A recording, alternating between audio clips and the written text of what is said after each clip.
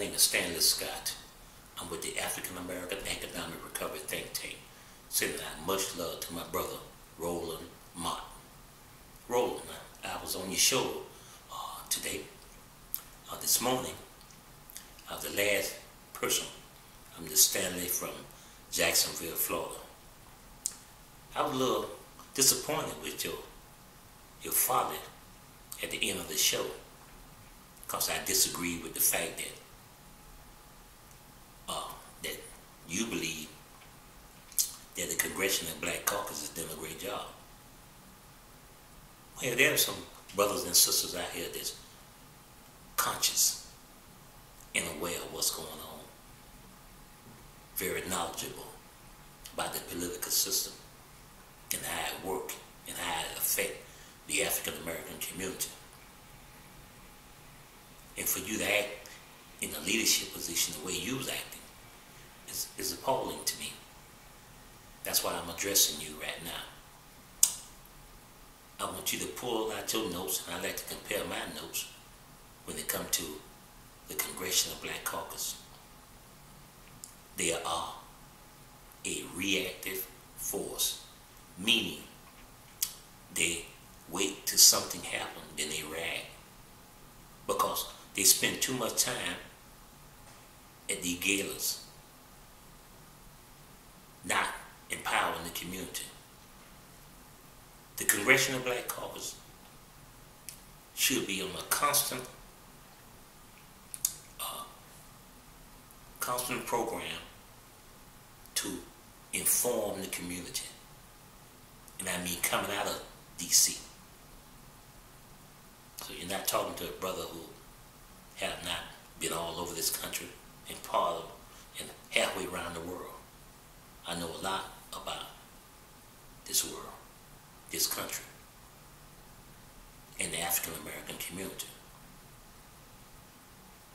The Congressional Black Caucus, the leadership, let's talk about the leadership in the Southeast.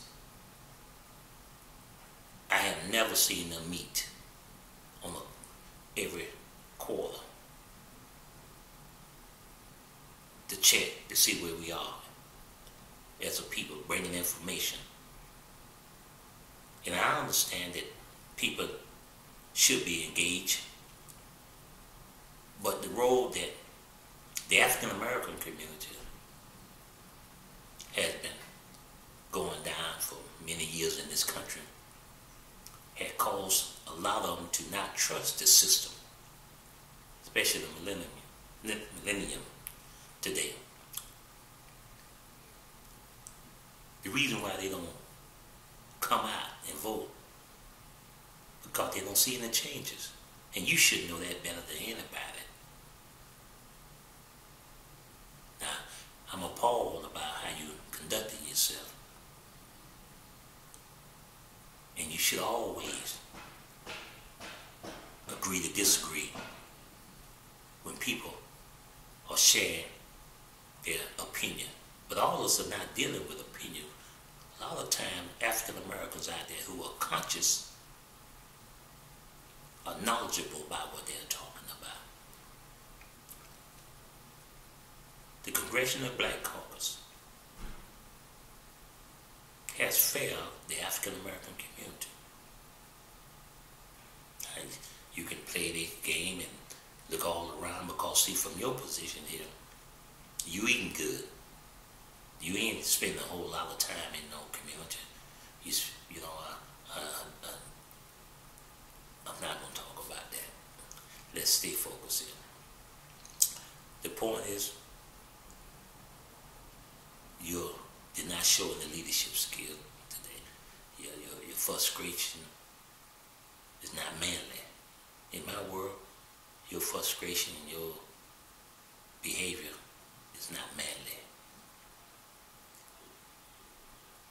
In my world, you have to be a real man. You have to step up, even when you're wrong. But today, I hope I get an opportunity to talk to you again, be able to call in and talk with you, and let's share something with you here that as the Congressional Black Caucus should be doing. And I mean every quarter they should be out in the community putting on these forums where people can touch them and talk with them and look them dead in the face. They will get more engaged. Because the only thing stopping African Americans in this country, regardless of what party we are under, we are not taking leadership serious to the point in our personal life, our political life, our business life. We are not taking leadership. But every time something happened to us, we all get reactive and want to blow up. But in your position here, when you have an opportunity to talk to the community, you and the Congressional Black Caucus, you're not visible. You're invisible to the everyday African American out here in the world. You're invisible. You're invisible. Sorry. So I say to you, my good friend, much love and respect. Much love for you and your family. But show a little more respect when you're dealing with people in your position, whether you agree with them or not. Not in my world. Nothing will affect me. Nothing is going to get in the way of my mission. Is to do as much as I can to help my people understand that we are some very powerful people, and we can change our paradigm overnight if we will only, listen to this, read, study, make plans, love on each other, and take action. That's right. There's a few things we need to do. We're spending over $1 trillion as a people, as consumers. We should be keeping 10, 20% of that back every year to empower ourselves. But when you have leadership that is discombobulated, ignorant, and self-serving, this is what we get today. Now the Democrat want our votes. Well, nothing wrong with that, as long as you are making sure that your needs are being met. Voting by itself is not going to change the condition of the African Americans in this country. The most important part of that is our engagement once the voting is over.